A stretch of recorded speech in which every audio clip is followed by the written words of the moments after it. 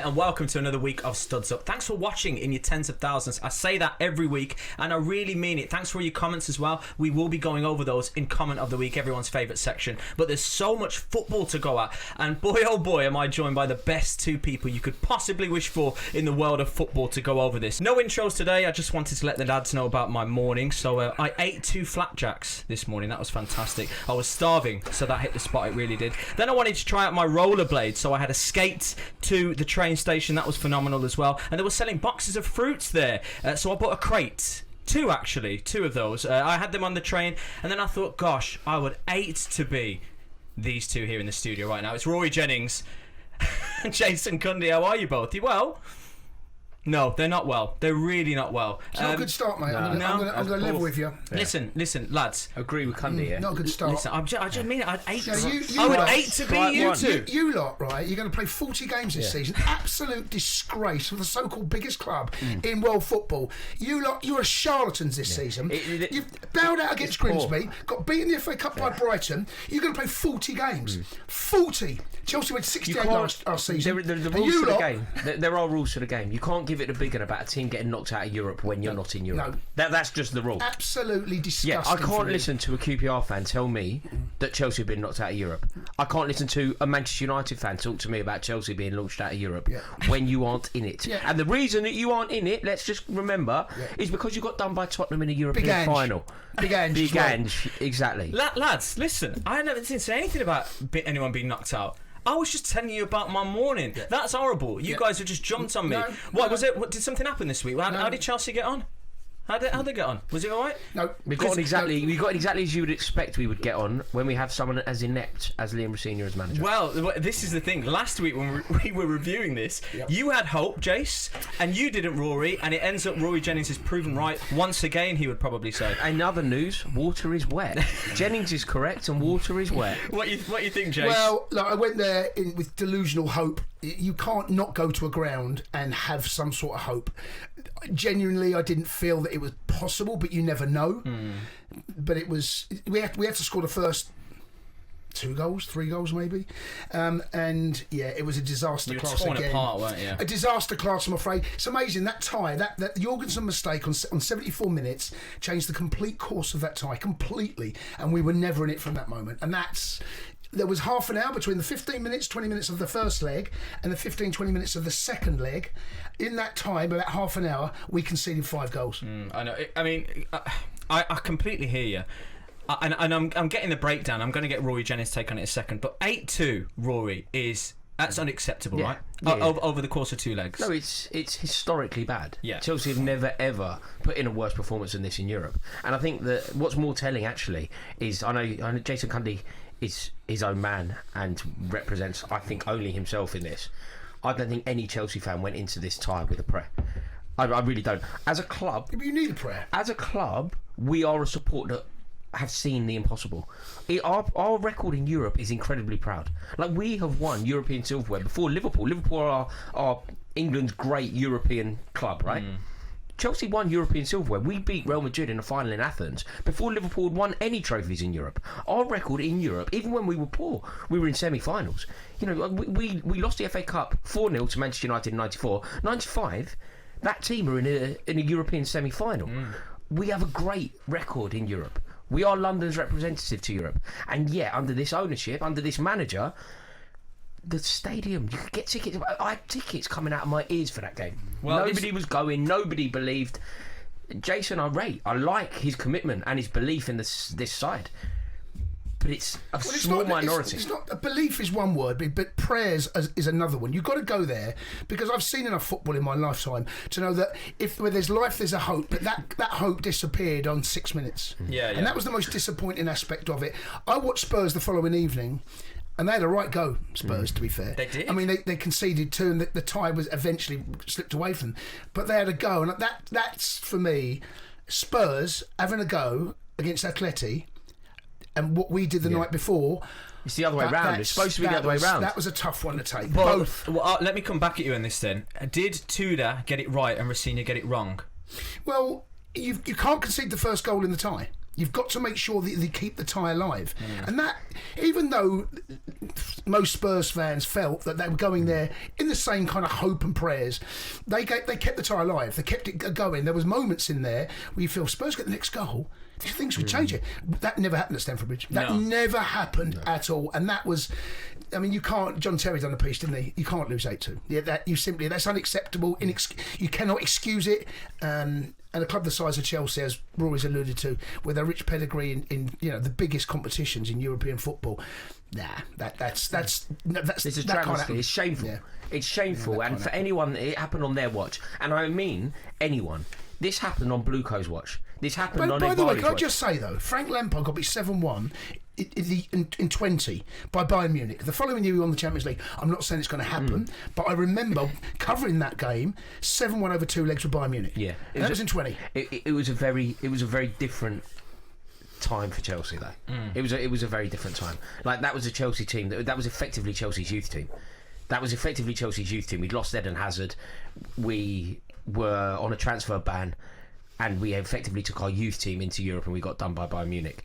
This is what, £1.5 billion spent on the team. £1.5 billion spent on the team, and if you look at the mismanagement and the poor judgment constantly from so many people that have led to this decision. Like, just to point something out here, this ownership in 2023 didn't think that Luis Enrique was a good fit for Chelsea. Yeah. Like, Daniel Finkelstein has told us that Luis Enrique wasn't up to the Chelsea job. Yeah. I'm out of words here. That doesn't happen to me very often. But you've got a situation where the decision makers at Chelsea and Daniel Finkelstein himself is speaking and saying things like, I don't know if I'm allowed to swear, you may have to bleep this, but it is a quote. It's obvious that Chelsea are building the best team in the world. Yeah. That is a Chelsea director talking to Chelsea fans, saying that it is obvious that we're building the best team in the world, saying that Luis Enrique isn't quite the fit that we need. Who's making these decisions? Yeah, it's from the top down, isn't it? So in terms of where you are right now, Rory, let's talk about the players first. Is there enough quality in that squad? Who would you keep going into next season? Can you name players? Five? Yeah, I'd say 5 at most. After that much money spent, that's kind of reinforcing the point, isn't it? This squad at Chelsea is one of the most average squads that's been assembled in the past 30 years. This squad at Chelsea is also one of the most dislikable. It's one of the most... Look, we are a squad of mercenaries. We're a squad of mercenaries because Mason Mount, Lewis Hall, Conor Gallagher, Tino Livramento are all forced out of the club in order to turn profit. So the people who are Cobham, who know what the club means, who knows the history of the club, who have blood that's blue running through their veins, they're all launched out, and we go and sign a load of mercenaries. And I would say 5 players are good enough to play for Chelsea. The problem you've got is this squad has not been built for the here and the now, and football is about the here and now. You obviously have to plan for the future, because if you don't, you find yourself in a little bit of a situation like Liverpool did, where players move on and the planning that, okay, we've got to go and spend loads of money. There is a plan for the future, but you cannot have a future if you've got no present. Yeah. Also, I disagree that is the with Jason. problem. You disagree with what I don't think that we're building a squad for the future. No, we are, because you look at the age of the team. No, but we sell them. We were told a year ago that Noni Madueke was going to be the heartbeat of the team for the next 5 years. Noni Madueke, the second that an offer came in, players move on. Exactly. Football. Players move on. But the second that an offer came in, he's gone. We aren't building a team for the future. We're building a team to turn profit. And you don't know that for a fact. And I'll tell you. I do. No, okay. Who else has gone? Name another one. Who's the other one we returned a profit on, other than it's the constant desire to sell assets at the club and refer to them as assets. Like, this is the way that a hedge fund is built, not the way a football team is built. Other than Noni, who? Okay, Nicholas Jackson's got Lewis Hall, Lewis Hall, Tino Livramento, Conor Gallagher, Mason. That is pure profit, which is an expression in football you never thought you'd hear, but 10 years ago. But now it's pure profit. That's slightly different. If you're flipping a player. You may well be right, but right now there's only one. I can't think of another player Chelsea flipped. At the moment, this is the beginning of their process, and what they're doing is they're cultivating the players for a bit, hoping that their values will increase. It feels like that, but we don't know 100% sure that is the way forward. This is the way that when Liam Rosenior was appointed, and I said he should be booed on day one, and you went, Rory, you do not know if he's good. good. Manager, you're right. mate. You're right. I don't know if he's going to be good, but I kind of know. I don't know that Blue Coat doing this, but I do kind of know. And ultimately, what is happening here? Something massive has happened this week at Chelsea as well. Enzo Fernandes, who is, I think, the poster boy of this Blue Coat ownership. The new era. Yeah. He is the standout, the public face of this ownership. Even he has lost faith in this project, like this ridiculously named project that has failed on every conceivable level. What about the manager? Because obviously you said booing from day one. Jace, you said that's you ridiculous. Can't boo your manager. I do agree with. However, come on, you can agree or disagree, but don't be booing the manager. That helps nothing. I would have booed the no appointment. one. It wouldn't have been a personal thing about Liam Rosenior. I don't know him. I don't rate him. I don't think he should be anywhere near Chelsea. I think he's the most undeserving manager that Chelsea have ever appointed, and one of the most talentless. But it's not a personal thing. No, I get that. But so what do you do with him then? If you're Chelsea right now, do you give him till the summer? Do you get rid of him now? What do you want to do? Chelsea had standards. He would have been sacked at half time against Paris Saint-Germain. You can't get rid of him now. There is no point. People talk about Slot. Is it you're getting rid of him? I had Liverpool fans on the Sports Bar a couple of weeks ago. And I'm like, what are you on about? Eddie Howe's job is coming up. Wait until see what happens at the end of the season. And I think we still have to wait until see what happens at the end of the season. The most disappointing aspect from me is that we have not moved on the way I thought we looked like we were under since Maresca left. And so when he came in, so 5 wins on the bounce, wasn't it? He done okay. He done all right. 5 wins on the bounce. We beat Paphos with David Luiz at the back. The games we should win. Rory's right, but these next couple of weeks are absolutely crucial because okay, look, we've got Port Vale at home. Let's park that. Right, you don't beat them. Don't even want to think about that.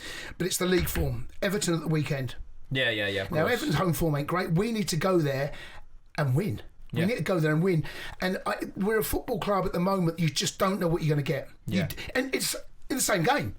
Yeah, I know. The same half. It's Jekyll and Hyde sometimes. You just don't know what you're going to get. And we are a team, as we found out last week, and we don't deal with setbacks. We get a bloody nose, and then we capitulate. And that's... I agree, right?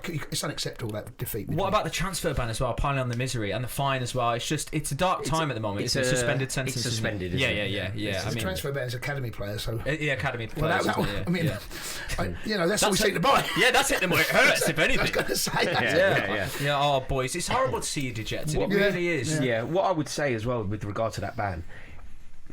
Look, I don't like saying this. I hate that football has gone this way. I hate that my club has gone this way. But this is a victory for Chelsea. This is change down the back of the sofa for this ownership. This is nothing. So it won't affect anything. We got away lightly. Yeah.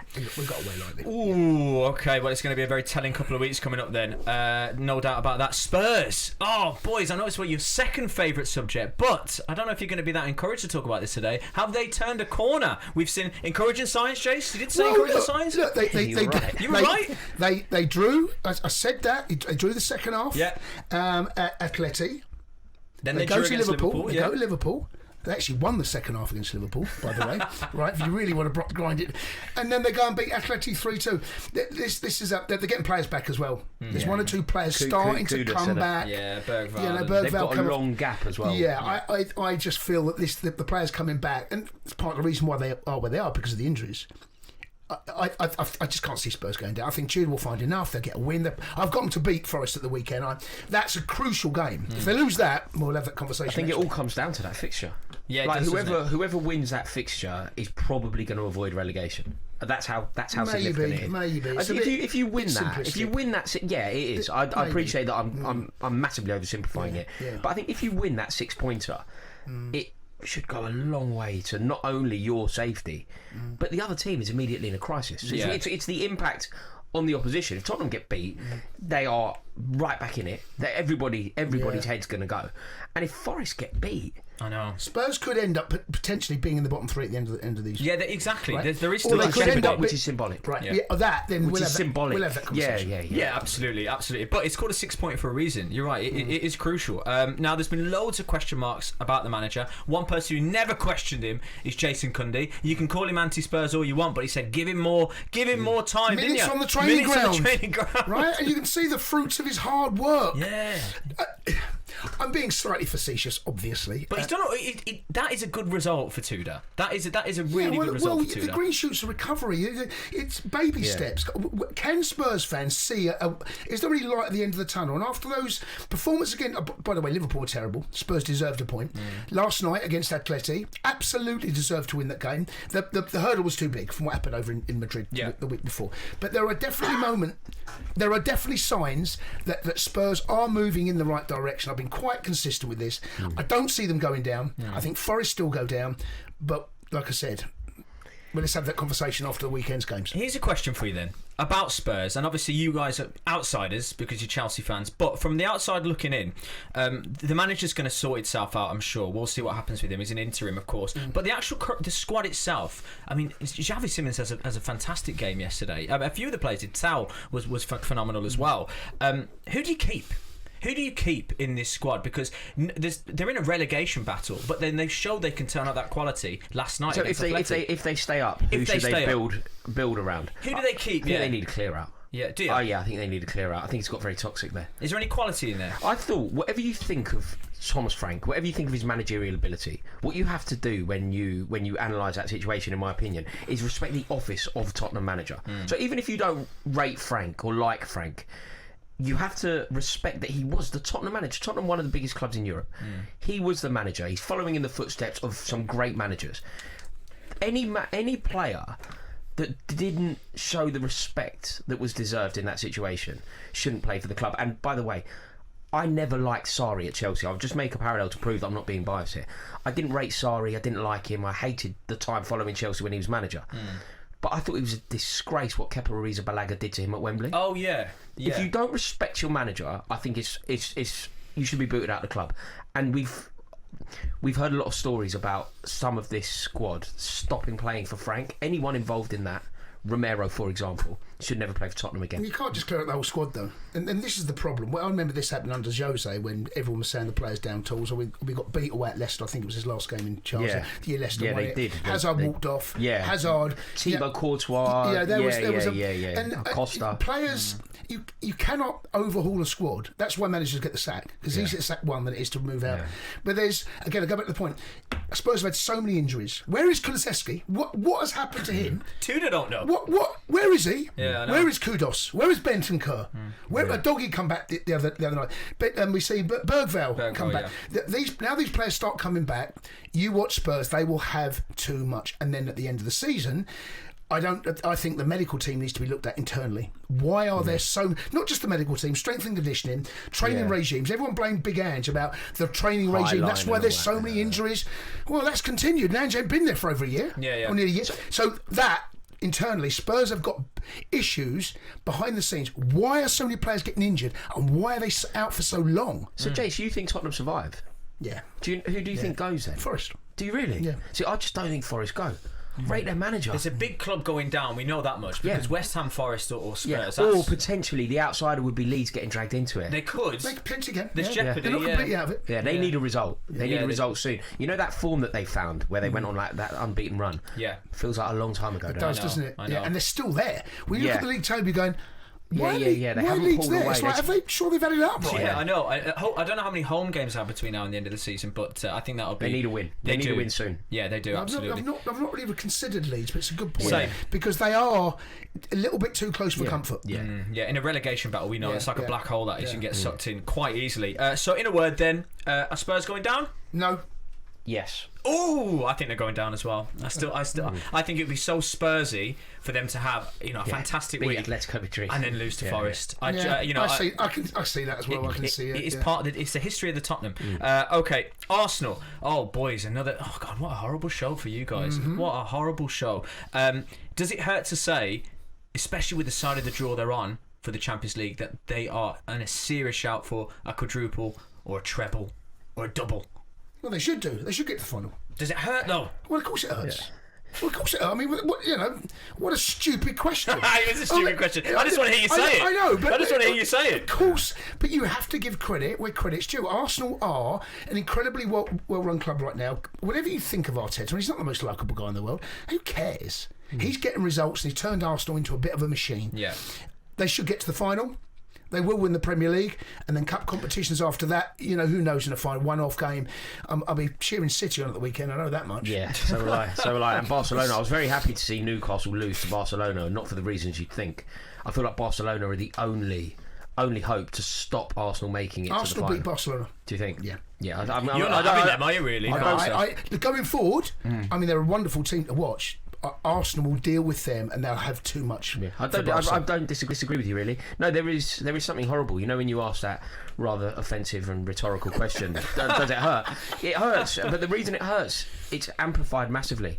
Like, I had a moment, I was sitting with Jamie O'Hara watching Chelsea lose to Newcastle at home, while simultaneously on the screen, I had two screens going. I'm watching Chelsea lose at home to Newcastle for the first time in 14 years, whilst watching Max Dowman effectively win the league for Arsenal. Yeah. Next to Jamie O'Hara. What a moment that is. I've got a Tottenham fan watching these. Yeah, so no, it hurts because what Chelsea have become is what Arsenal became. Arsenal between 2006 and 2020, they were a team that found victory in top 4, top 5. Yeah. Silverware was almost not important. They went a decade without a trophy under Wenger. They seem to prioritise just qualifying for Europe. Yeah. Now they're greedy for silverware. Now they're fighting on 4 fronts. Now they're hungry and desperate and rugged and very difficult to beat, and look like they're going to secure a minimum of 1 serious trophy. A big trophy as well. Yeah. And they're going nowhere, by the way. Arsenal will be hanging around for many years. They're us. They've become what we were. 2004, 5, 6. It's what we were. That Arsenal team, I see similarities in how every time you see Chelsea play back then, we're going to win. Yeah. We're going to win. You couldn't see Chelsea losing. I look at this Arsenal team and going, they'll find a way. And it's the nature of the victories. Exactly that, Jace. I completely agree. It's the nature of the victories. Like, someone outplays them, but they get the result. Someone goes 1-0 up, but they find a way. Someone you think is going to do it, but they just knock them aside. Like, it doesn't matter how the game goes. It doesn't matter what the score is on the 84th minute.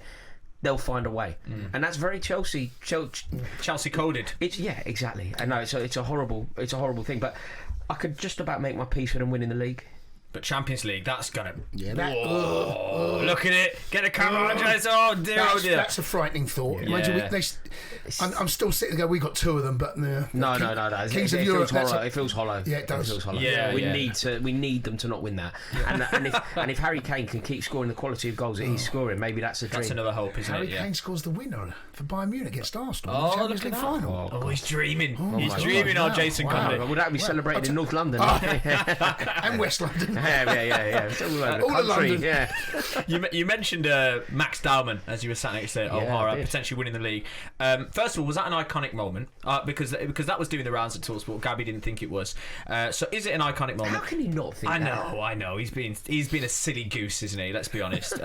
So is it an iconic moment? Second of all, does he deserve an England call-up? Now this is splitting opinion here. Oh wow, there's a Stupid pills alert. It's just a question from just a question. Don't have a pop at me. Don't have a pop at me. What do you think? Do you think he deserves a call-up? We are so reactionary. What has he done? Look, his time will come. He's clearly a major talent, right? What has he done to deserve to be in the conversation? He can't get in. Okay, who do we leave out? Eze? Nottingham Madueke? Who are we leaving out? He can't get ahead of them in the Arsenal team. His time will come, but right here, right now, you never know because Theo Walcott did what he did, and Wayne Rooney was a slightly different stage of his career when he first went when he was 18. But come on, what has he done? Someone explain to me what he's done to deserve to be in this conversation. I don't see why you don't take him. Take 26. In place of who? Name the player that misses out. Okay, I'll give you a slight concern.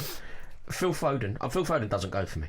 Phil Foden doesn't deserve to go. So what's he done that deserves to be ahead of Phil Foden? I'll tell you, Phil Foden has proved to us that he won't deliver. Max Dowman might.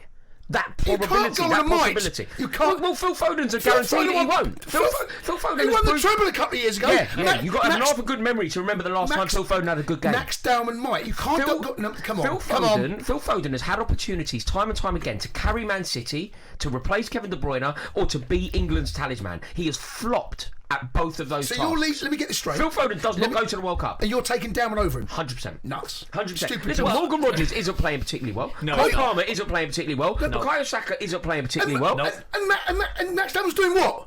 Playing well. He's not playing. He's coming off the bench. There's nothing wrong with taking a young, prodigious punt. Yes, there is. No, there isn't. There's 26 men. Yes, there is. 26 men go. Okay, Theo Walcott went. Would you have the same conversation about then? You could rationalise why it happened. You could rationalise why. When we took Michael Owen, Leave we took a boys. 17-year-old If I Michael was a Owen. gooner- Think about what Michael Owen did in Saint Etienne. Launching Paul Scholes out the way. Oh, but Michael Owen was a seasoned pro playing he's for a Liverpool. prodigy.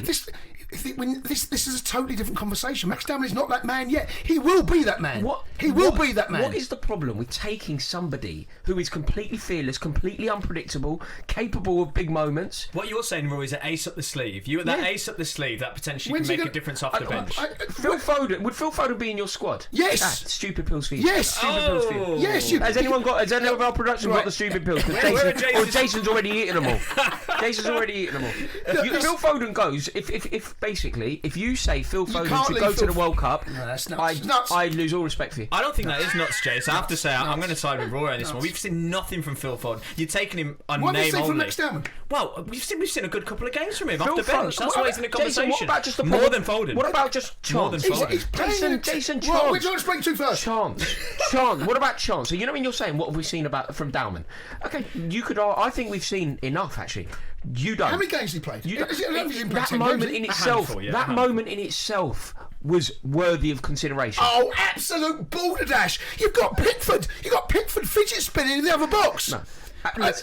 Taking the game. Honestly, Can I just It's point out? unbelievable. Arsenal's He multi-million goes pound attack couldn't find a way through. Arsenal took off Havertz. They took off Madueke. Who comes on with a solution? sorry, did you see the goal? Yes. Where was Pickford? Knocks the ball into the space. No, where was- Drops a shoulder. Yeah, Pickford didn't do They're anything. throwing the goalkeeper up. I mean, look, well taken, brilliant goal, and it is an iconic moment in the Premier League. There's no doubt about that. We get into this.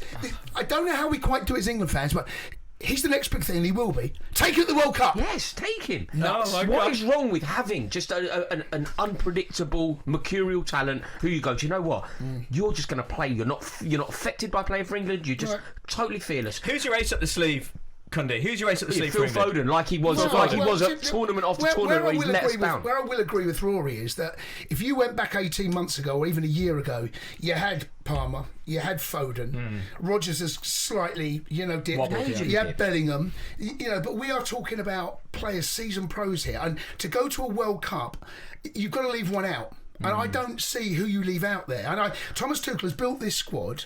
I think it's probably come maybe 6 months too soon, this World Cup for Max Dowman, because we all know about him. We've known about him for a year now, or there or thereabouts. Yeah. It just feels like it's come a bit too early. And that's not to say that he's not going to be one of the potentially.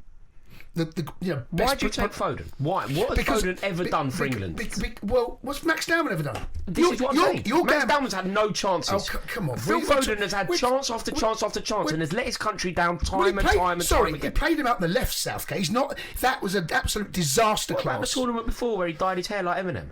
I'm not saying. Not Gascoigne. I'm not saying he's been brilliant, but if you're asking me right here, right now, who do I take to a World Cup? Major tournament, who's been there before. For me, I go with experience and I go with tried and tested.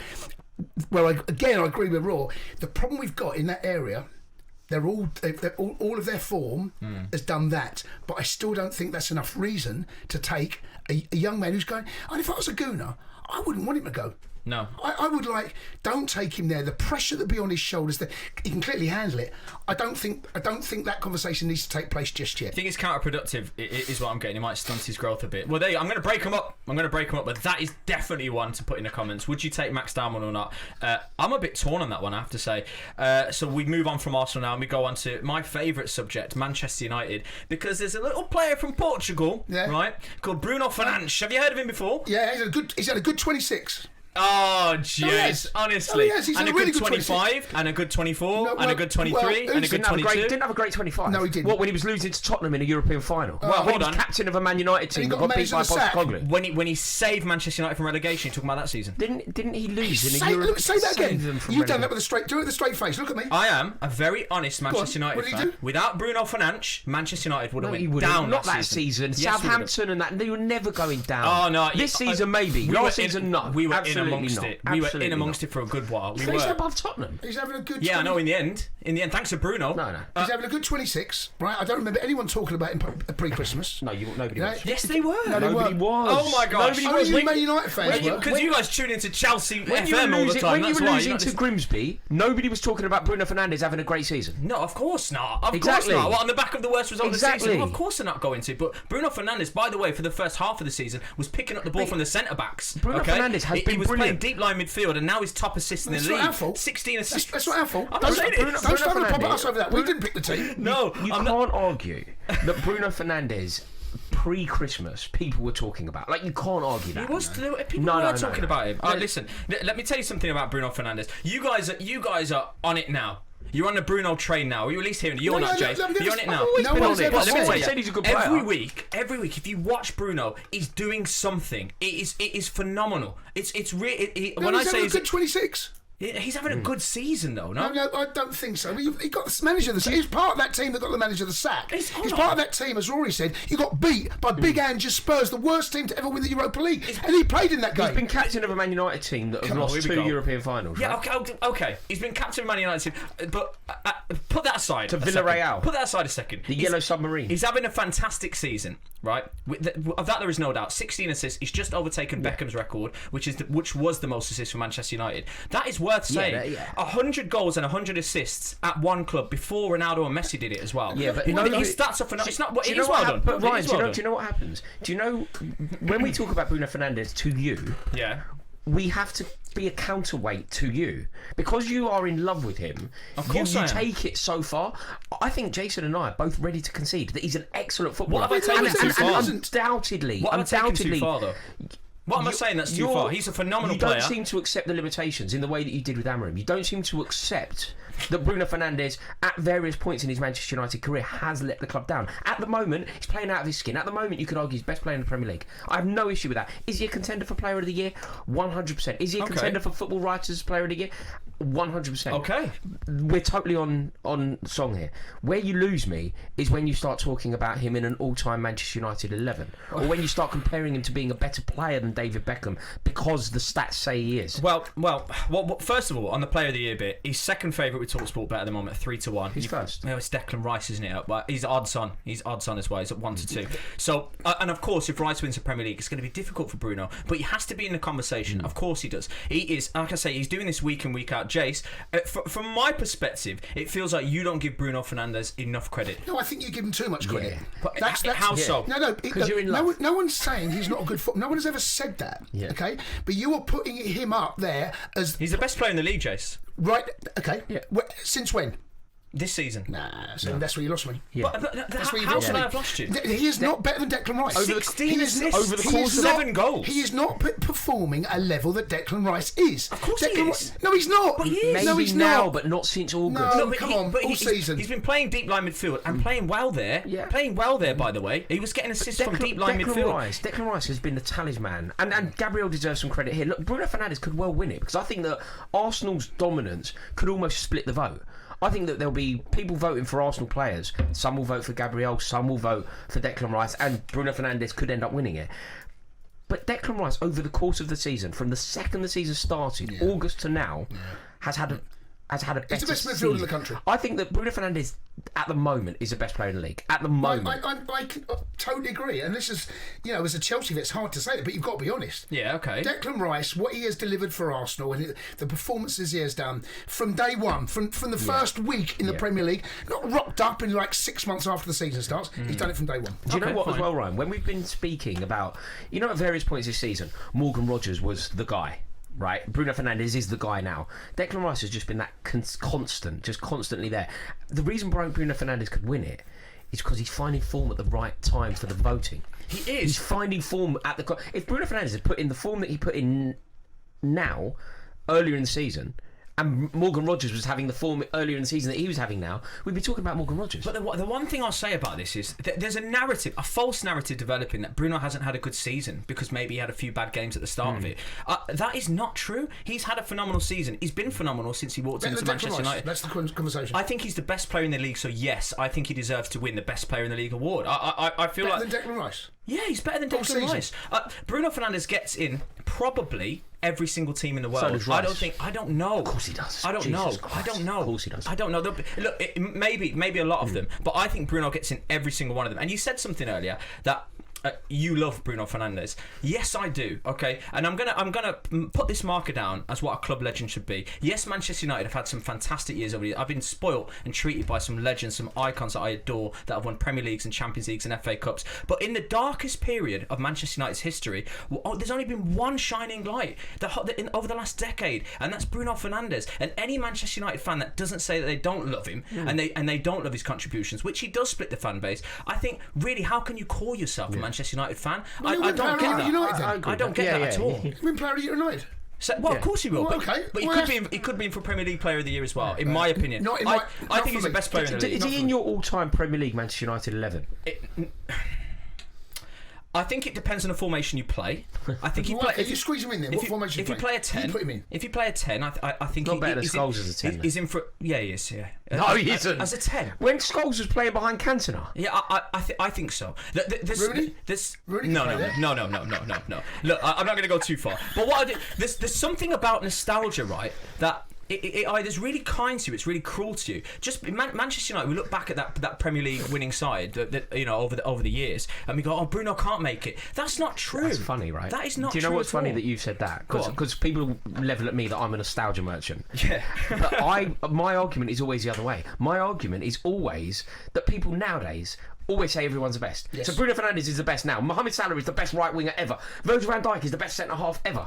Alisson is the best goalkeeper ever. But I think it falls both ways. Erling Haaland is the best centre forward ever. Like, wait, none of these are that. I think people work in extremes, so I think it either goes they're the best ever, or back in the day they were the best ever. I do feel like, as football fans, and that's the great thing, that's why we're here and we're debating. Bruno can make several Premier League winning sides that Manchester United have had. He makes several of them. That for me is not up for debate. He's an absolute baller. He's a magician. No one said he's not, but his consistent levels this season has not been better than Declan Rice. That's your opinion. That's it. Okay, all right. Well, we will agree to disagree on it. And look, Declan Rice would be a worthy winner, but I think Bruno's the best in the league.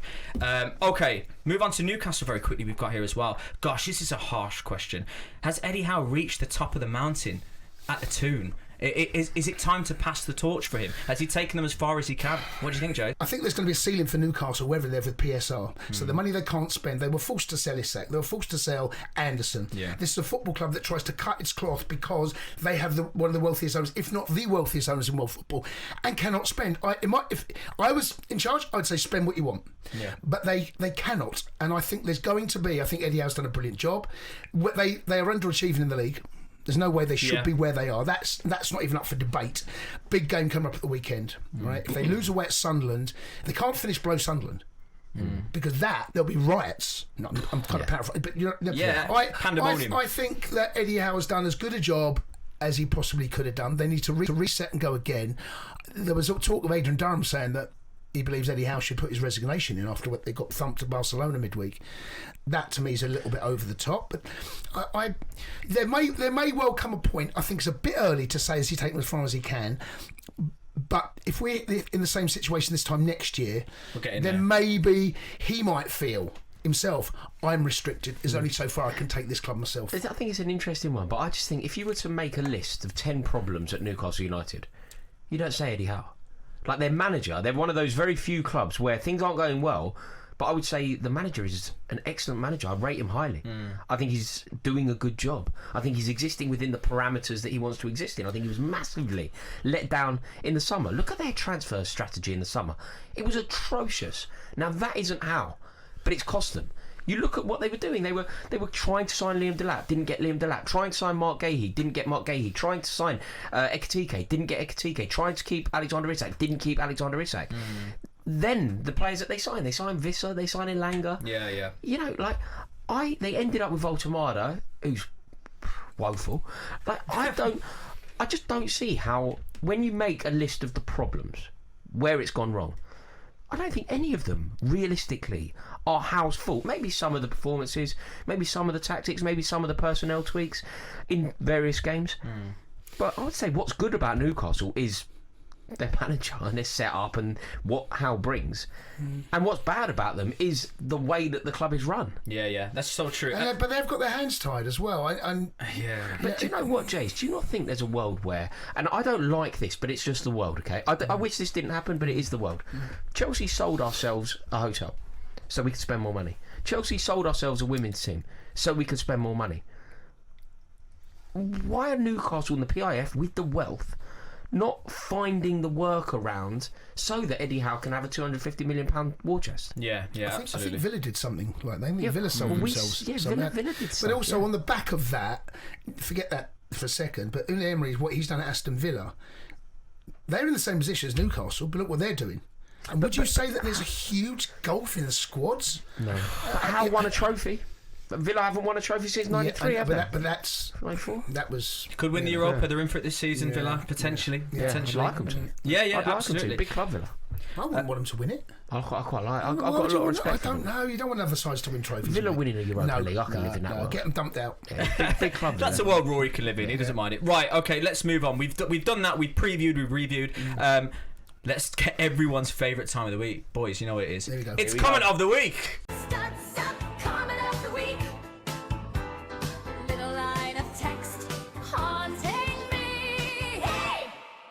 There's a jingle. Kind of. You liking that, boys? Still feeling that tune? Loving it. I go home singing it. Yeah, me too. Yeah. Me too. There is a full version of it, and it's about 2 minutes long. Right. So maybe one day we drop that, or I'll show you after. Get it played on a night out. Why don't you tag it on and do one of the pods? Yeah, end the pod with the song. Oh, it's great. See, this is why you speak things out. Do you know what I mean? Yeah, here we go. We're hashing it out. Okay, comment of the week. Here we go. There's one for you, Rory. There's one for Cundy as well. Let's start with Cundy. So this is, oh God, Cecilio Huautau. Sorry, I have butchered that 100%, but let's go for it. Funny how Cundy is now defending aggressive behaviour, referring to Neto and the ball geezer that you were talking about last week. When a few weeks back he was calling for Martinelli's head. So what he's saying is you're flip-flopping depending on what the player is and who they play head? for. Yeah. So Martinelli had a moment where he was dragging a player off the pitch. Yeah. I imagine it's referring to that. Yeah. Did you have strong views on that? Did you have strong views on that, when Martinelli was dragging I did. Yeah. So you don't like that, but you're right with pushing a boy over, yeah? Oh, pushing a boy. Do me a favour. It was a ball man as well. It was very a ball geezer. Yeah, it was. No, come on. What Martinelli did, right? And you shouldn't do that because he was seriously injured. No, of course. Right? I get that. And, okay, I also take the point that he didn't know that, but the irony is that he thought that who was the player? Was it Bradley? Conor Bradley. Conor Bradley's got was, right. The irony is that he judged Conor Bradley by his own club's own low standards of wasting time. That's what happened. That's exactly what happened. I know what he's doing, and he grabbed that's something. So you don't do that. When a ball boy gives you that, right? I'm not condoning what Pedro Neto did, but my God, I can't. You can say, I understand it. Give me the ball. Yeah, but don't put your hands on a ball boy. That's ball what that's what Cecilio's saying. So you stand by it? Yeah, 100%. He stands by it, Cecilio. Sorry, you've not changed your opinion. Here we go. Tony Dunsford 1278 for Rory Jennings. David Beckham. Oh, this is the David Beckham-Bruno comparison that keeps coming up. David Beckham won nothing for England. Everyone says he was a great footballer, but he won nothing for his country. And obviously making comparisons to Bruno Fernandes, who's won the Euros. That's a fair point. That's a really good point. Ooh. Really good point, well made. Ooh. He won nothing for his country, therefore he's not a good footballer. Absolutely spot on from this guy. You can't argue with that. Okay. So Harry Kane, obviously not a good footballer. Paul Gascoigne, obviously not a good footballer. George Best, rubbish. George Best, absolutely useless. No, it's a really good point. In fact, we should get this guy on. Mate, have you got your own podcast? Because this is really good from you. Mate, excellent stuff. Wow, Tony Dunsford, you got a personal message down the barrel from Roy Jennings. So you're not having that, no? Not having that? I can't. My brain can't deal with that. I feel like, it's a good point, I feel like my won IQ has got lower listening to that point. Bruno has won something for his country, though. You talk about what he's done for Manchester United. What about Premier League medal then, right? No. Yeah, you really want to compare medals between Beckham... I could name Premier League players that have won the Premier League that couldn't lace Bruno's boots. Yeah. Does that some apply, or do you want to... Also, it's a Tony Dunsford, you answer that one. Also, it's a bad strategy. You don't want to compare silverware with Beckham. If you want to compare players, don't bring up silverware, mate. Okay, all right, there you go, Tony Dunsford. Stick that in your pipe and smoke it. We say that every week. But comment of the week goes to Asa Young. I reckon my little toe knows more than Rory. And my little toe fancies a few air slots as well at talkSPORT. And that was comment of the week. Wow. Excellent work. Starts up, comment of the week. Little line of text haunting me. Hey! Little toe wants some airtime, so talkSPORT, if you're listening, as a Young's little toe thinks he can produce more of a take. Get him on, put your money where your mouth is. Okay, there we go, that was comment of the week. As we now build the studs up, Aka, boy oh boy, on Sunday, that is a super Sunday if ever I've heard one. It's a proper Sunday, isn't it? And a cup final. Cracking fixtures, yeah. So we've got the final. That's the first game that we're going to preview here in the Studs Up Aka, which will be on site and on the app as well. Arsenal versus Man City. I've been given the privilege of that, and I'm not writing any headlines here, but this is not the same Manchester City that we have been witnessing over the last decade, really, I suppose. There's something about them, and I know you alluded to it last week, Rory, about whether these are Pep players, and I do take parts of that argument as well, but there's just something else. Adrian Durham picked me up on that. Did he really? Yeah, Did he agree? That. Yeah, he agreed. He thought it was a very good... I spoke to him on Saturday on air, and he was listening. He was listening to this show, and he said it was a good, like, interesting point that the players aren't available for Pep's system. Basically, the players in world football aren't good enough to play that system. Yeah, I mean, like you mentioned, Doku. It does feel un-Pep-esque. Yeah, Doku instead of Mahrez. Yeah. I know. I hear the point, but I also think there's, which is weird to say about a Pep side, there's a mentality thing there. And again, they're a bit Jekyll and Hyde. You don't know what you're going to get. So Arsenal versus Manchester City.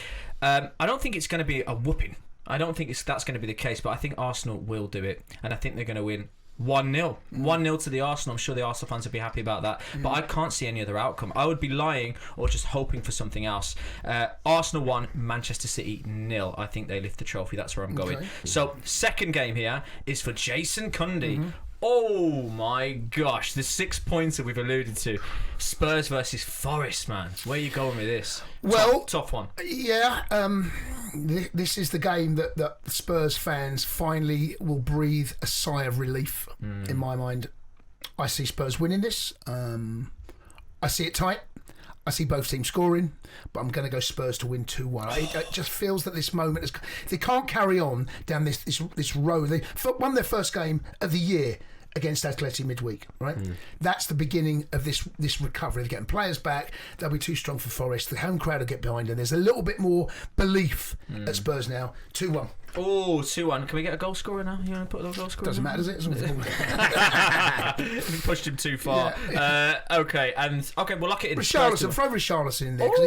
Yeah. Throw Overdue it. a goal? Yeah, throw it. Well, Yeah. we started the other week, then we got the big one. Yeah. Oh, yeah, of course he did. Sorry, yeah, of course he did. What a celebration that was. Newcastle versus Sunderland. Oh, my gosh. Game. Well, this is an unbelievable set of fixtures. That's yours, Rory. Where are you going with it? I love this fixture. I really do. I think you could easily argue it's the best derby in the country. Yeah, you could easily argue it. It's not necessarily. I think Birmingham deserves a mention here. Outside of Manchester, Birmingham and London. But I find, say the North London derby, for example, I find it a little bit flat compared to the venom. There is some real vitriol between. Great word. Yeah, and because we haven't seen it for so many years, I can't wait. But I always get a little bit more of a buzz when Portsmouth play Southampton, or when Birmingham play Villa, or when Newcastle play Sunderland. I think it's a great one. I think Sunderland are going to do the double over Newcastle. Oh, it would be the double, wouldn't it? Yeah. Well, you think they're going to do it? I think they're going to do it. What kind of scoreline are you thinking? 2-1. I'm going 2-1. Look, Newcastle, you know when you want a team that are so well versed at playing European football, I think that your domestic game, having played in Europe, is just always affected. Yeah. They've been to Barcelona. Imagine both the actual fatigue and then the emotional fatigue. Like, if they'd gone in at half-time 2-2, which they probably should have done, that penalty, it would have been a completely different game. It would have taken it would have really hit them hard. Yeah. And I think that the derby, Sunderland are going to be so up for it. Sunderland are the happiest fan base. Sunderland are safe. Yeah. They're going to love this opportunity to do the double. And if they do the double... What does that mean for Ryon? Oh my gosh. In my head, not much. In my head, not much. But I just wonder what the locals will feel, though. Yeah. Do the double. They've got a great record, Sunderland. Like, do you remember Paolo Di Canio with the red tie on his knees? Yeah. It's a great question, the Eddie Howe one. At the very least, piles John O'Shea, wasn't it? Remember John O'Shea? Yeah, absolutely. So you're going for a 2-1 Sunderland win. They do the double. Right, so that is Arsenal 1-0 win, Tottenham 2-1. The scorelines is just for us. This is a Arsenal win, Spurs win, and a Sunderland win. That has been boosted, I can tell you already, to 28-1. 28-1 for that treble. And we've got a good record this season. We have got a good record. Yeah, a few have landed.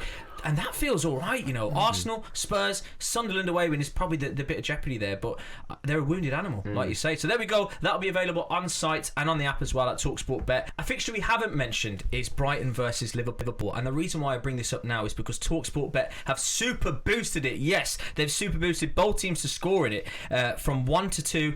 All the way to evens, so you can get even money on both teams to score in that fixture, which feels plausible. Two fantastic sides. Liverpool a bit of form now after that Galatasaray win as well. So head over to talkSPORT Bet, check out the Studs Backer, and check out the Super Boost for the weekend as well. As I move on to Mount Rushmore, I've given us a few minutes with the home of the Mount Rushmore. Don't know if you heard, lads, but there was a big controversy in the African Cup of Nations. Can you believe it? That was unbelievable. So what we're doing is the most controversial moments in a football match. That is going to be the Mount Rushmore. I've got some prompts here, unless there's somewhere you want to go. Is there anywhere that springs to mind? I've got the hand of God. In the Zinedine Premier Zidane. League, it's just Cantona or Selhurst Park. I remember that happening so well. And even now, when you see it, you're still slightly shocked. Yeah, you are. At what actually happened? Yeah. Kung fu kick. Because you were playing when that happened, right? Yes. So what was it Yeah. like? What was the reaction in the dressing rooms and that? Well, I think it's just the same reaction as you expect anywhere.